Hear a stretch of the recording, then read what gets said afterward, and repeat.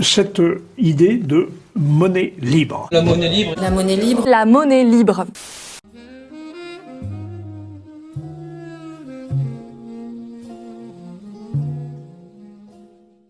Ça s'appelle la June.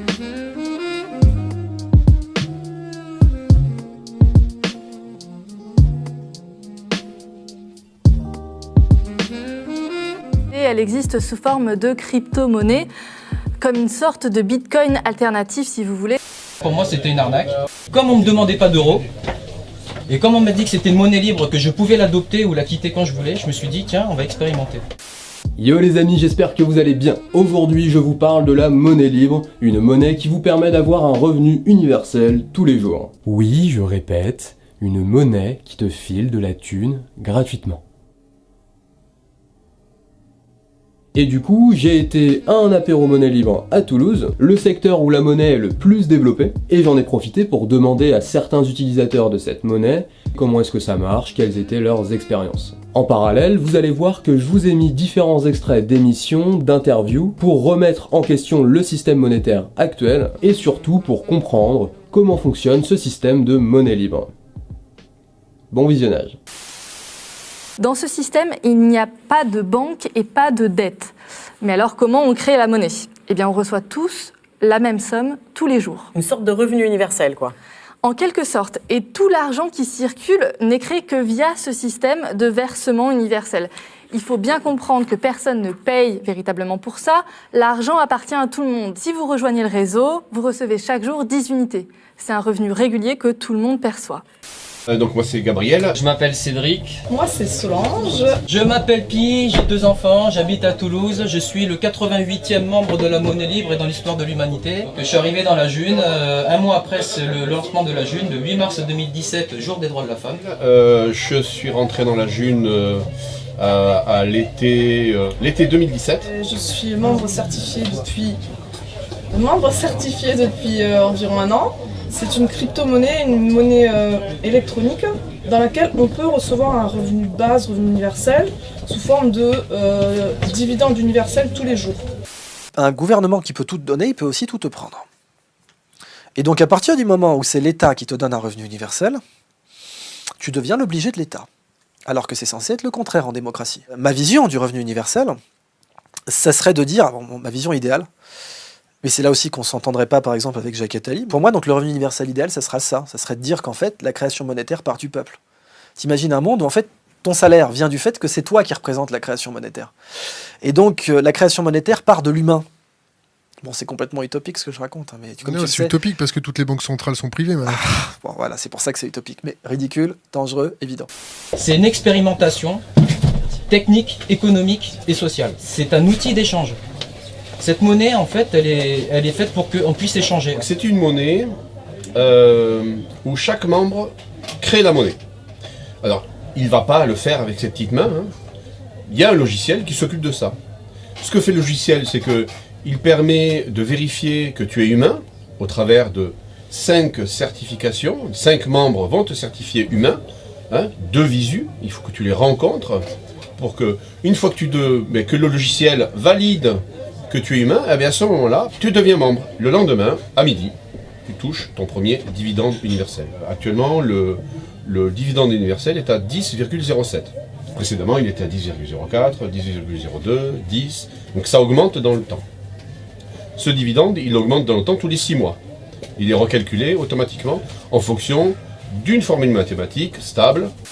Alors en fait, pour définir clairement ce que c'est la monnaie libre, il faut parler de la théorie qui va derrière, qui s'appelle la théorie relative de la monnaie, qui a été découverte, parce que c'est une théorie mathématique et économique, qui a été découverte par un ingénieur français qui s'appelle Stéphane Laborde. Stéphane Laborde, oui, voilà. En effet, c'est ce que j'ai vu dans... Et donc il a publié cette théorie en 2010, et donc théorie dans laquelle il explique, il cherche une solution pour que la monnaie soit créée de manière équitable entre chacun des membres de la communauté qui l'utilisent.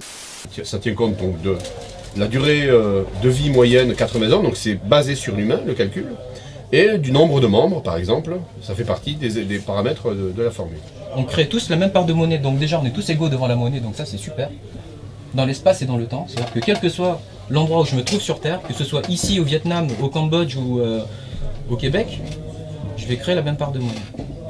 Et l'égalité dans le temps, c'est que ce soit moi, mes enfants ou mes petits-enfants, on va créer la même part de monnaie. Il n'y aura pas de génération plus favorisée par rapport à l'autre. Donc ça aussi, c'est cool. Ce dividende, je le perçois jusqu'à quand? Jusqu'à la fin de ma vie. Tant que je peux continuer à être certifié tous les 2 ans, et tant que je renouvelle mon adhésion tous les ans. C'est juste 2 choses à faire. Adhésion gratuite. Tout est gratuit. Rien n'est payant. Pas d'euros. Pas d'euros. En fait, c'est même déconnecté de la monnaie euro. C'est-à-dire que tout se fait dans une seule et unique monnaie. Il faut bien insister là-dessus, c'est rien à voir avec l'euro, il n'y a pas besoin de dépenser un seul euro. Hein. C'est une monnaie complètement... Parce qu'on connaît aussi, les gens connaissent parfois aussi les monnaies locales complémentaires. Et donc c'est pas une monnaie locale complémentaire ici. C'est vraiment une monnaie qui n'est pas censée être utilisable qu'à un endroit donné, quoi. C'est pour tous les humains. Ce qui m'a vraiment intéressé dans cette monnaie, en fait, c'est justement le fait de recevoir un revenu de base, un revenu universel, un DU, un dividende universel.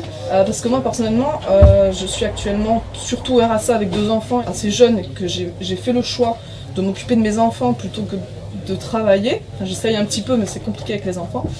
Et du coup, cette monnaie m'a permis d'augmenter mon pouvoir d'achat. J'ai pu payer une nounou, j'ai pu acheter des pommes en June, j'ai pu acheter un nouveau sac à main parce que mon sac à main était toujours tout pourri. Un super parapluie aussi parce que voilà, j'avais un parapluie tout cassé. 10 junes par jour, ça fait quand même 300 junes par mois. C'est clairement un pouvoir d'achat en plus. C'est-à-dire qu'aujourd'hui, on peut acheter de la nourriture, on peut acheter des biens type vêtements, il y a même des voitures, des téléphones qui se sont vendus en June, des vélos, des rollers, etc. En fait, on peut déjà acheter plein de choses, quoi. Et ça vaut combien d'euros, 10 unités de June, par exemple? Alors le change entre les euros et les junes n'est pas encore fixé. Donc les prix se négocient, ils sont fixés un peu en fonction des critères de chacun.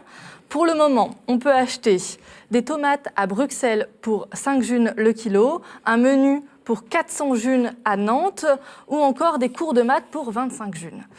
Il y a des sites qui permettent de faire comme un peu le Bon Coin mais réservé à cette monnaie-là. Donc il y a un site qui s'appelle J'échange.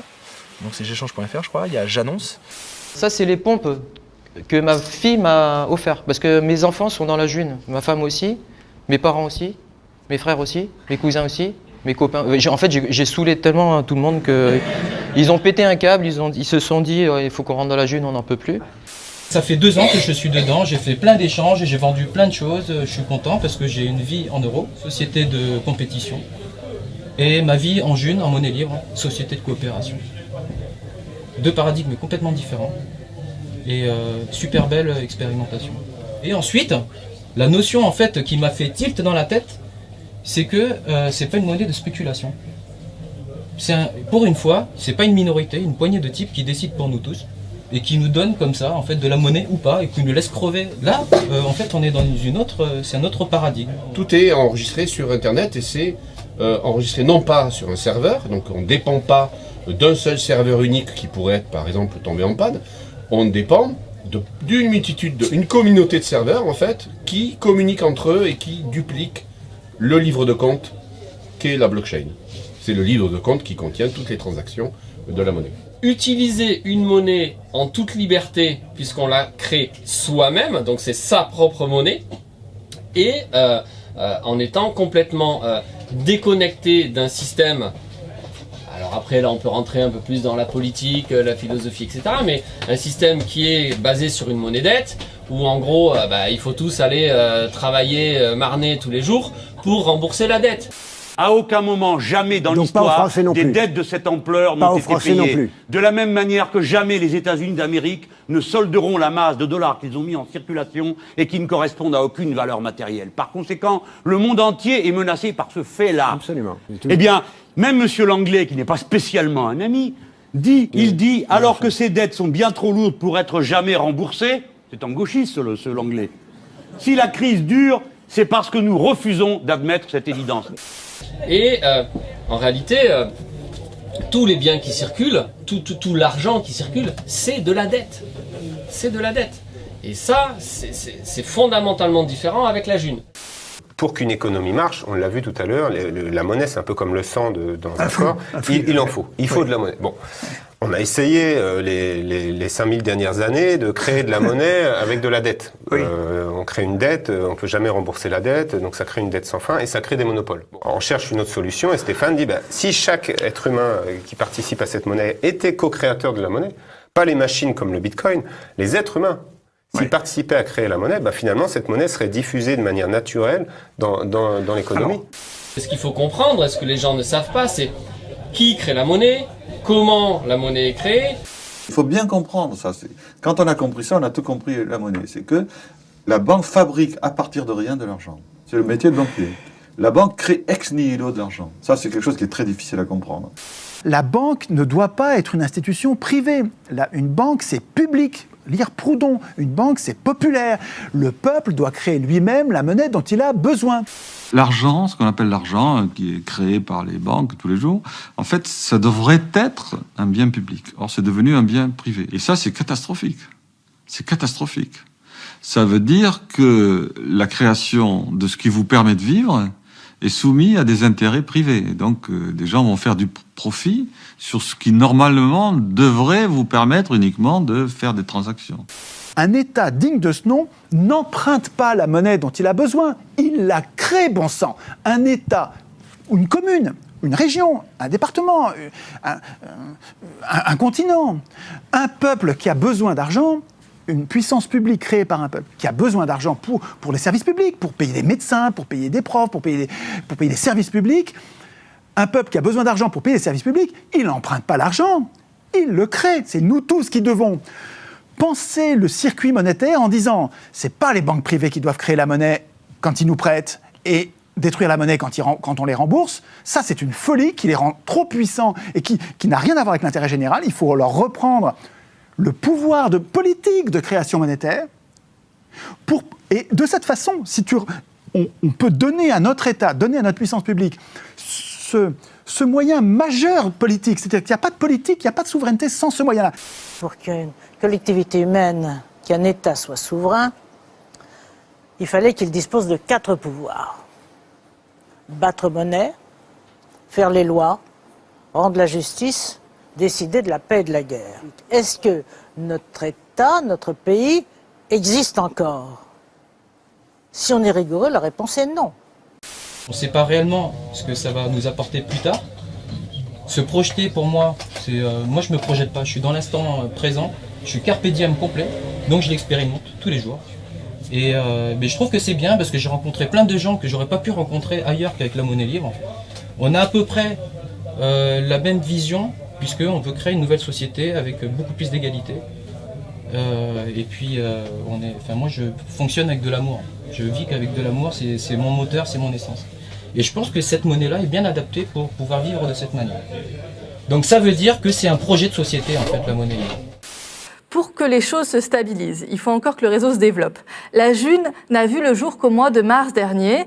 Alors certes, ils ne sont que 600 à l'utiliser pour l'instant, mais ce qui nous montre surtout, c'est que la monnaie n'est pas un simple moyen de commercer, c'est un facteur qui peut nous permettre, nous citoyens, de reconfigurer notre monde. Finalement, en choisissant la monnaie que l'on utilise, on choisit le monde dans lequel on souhaite vivre.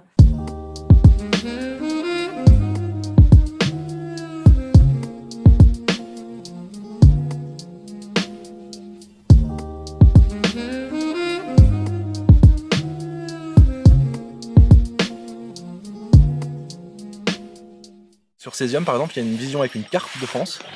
Vous pouvez voir tous les gens, les membres qui sont autour de vous dans les villes, il y en a plein partout en France. Et ce qui est vachement bien, c'est que ces gens-là, en général, font des apéros, des rencontres dans les villes, 1 fois par mois, 2 fois par mois. Et vous allez là, vous rencontrez les gens, vous pouvez vous faire certifier, vous rentrez dans la monnaie, vous commencez à créer votre dividende. Et souvent dans ces endroits-là, il y a plein d'échanges, quoi. Donc tout le monde amène de la bouffe, des trucs à échanger. Et donc ça devient super concret, il y a des vraies communautés qui se créent. Et du coup, à Toulouse, c'est super actif, à Laval, c'est super actif, en Bretagne aussi. Après, il y en a partout, hein, mais à Paris, moi du coup, je suis à Paris. Mais c'est une monnaie qui a qu'un an et demi, qui commence déjà à se développer très vite, quoi. Voilà.